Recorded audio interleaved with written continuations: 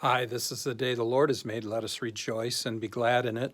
Our devotion for today, March 31st, 2021, is from the Gospel of St. John, the 12th chapter, verses 27 through 36.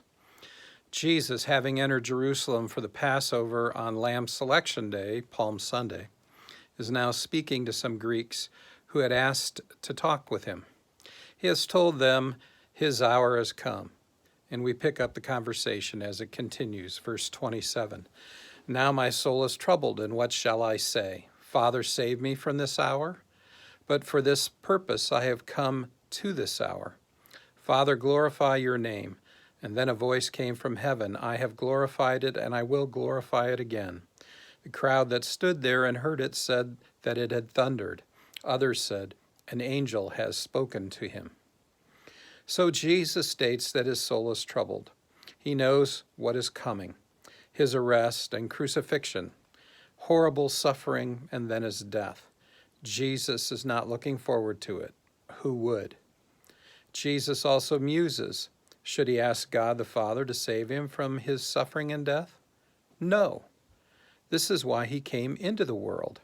Jesus then asks God the Father to glorify the Father's name through Jesus' obedience and death. And the Father replies that he has and he will glorify it again. This is a conversation between Jesus and God the Father, while others are listening in. Those in the crowd report hearing the sound of thunder replying to Jesus.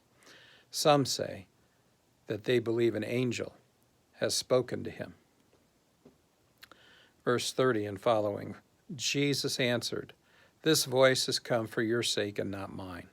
Now is the judgment of this world. Now will the ruler of this world be cast out. And I, while I am lifted up from the earth, will draw all people to myself." He said this to show by what kind of death he was going to die. So Jesus tells the people that the voice of thunder has come for their sake. God has replied in their presence for their sake, for them to witness to others about. Jesus continues by saying that now is the judgment of the world. Now, and not later. Now will the ruler of this world be cast out. For us today on this side of the cross, it is here that the battle of good and evil prepares to come to an end, with the victory of the war to be declared. The now is Jesus' suffering and crucifixion and death. This is what will destroy sin, death, and the devil, and the victory will be God's. And once again, Jesus speaks of his death, that he will be lifted up from the earth. This is what happens with a crucifixion. Those who are being executed are lifted up onto a post with their arms strapped to a crossbeam, and they are hung there to die. Jesus says that when he is lifted up, he will draw all people to himself. Yes, he will. Some of those who are drawn to him will come to believe in him, and others who are drawn to him will reject him. But everybody must do one or the other. Verse 34 and following. So the crowd answered him, "We have heard from the law that the Christ remains forever. How can you say that the Son of Man must be lifted up? Who is this Son of Man?" So Jesus said to them, "The light is among you for a very little while longer. Walk while you have the light, lest darkness overtake you. The one who walks in darkness does not know where he is going. While you have the light, believe in the light, that you may become sons of the light." So the crowd's response to what Jesus has said is some disbelief. They say they've heard from the law that Christ, the Messiah, will remain forever, because God has promised that his anointed one will sit on the throne of David forever. How is it then that Jesus says the Son of Man, a designation used for the Messiah, must be lifted up, must be crucified on a cross? Is the Son of Man Jesus speaks about different than the Son of Man that they heard about in the law? Well, the answer to that, my friends, is no. Because Jesus sits on the throne of David forever in the kingdom of God. It's just not here on this earth.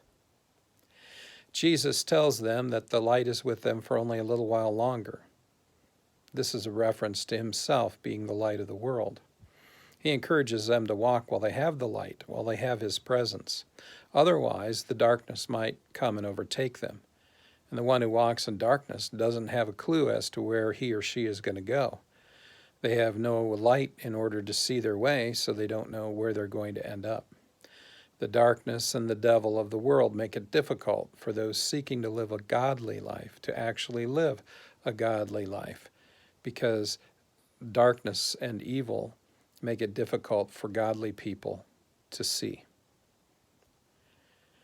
Jesus implores the crowd to believe in the light, believe in him, while they still have the light, while they still have him. And if they do, Jesus says, they will become sons and daughters of the light, his disciples, and he will shine through them, and they will be able to find their way.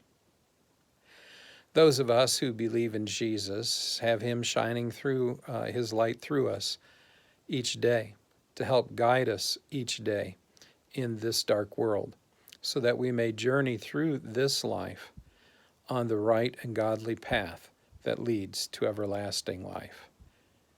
Go in peace. Serve the Lord.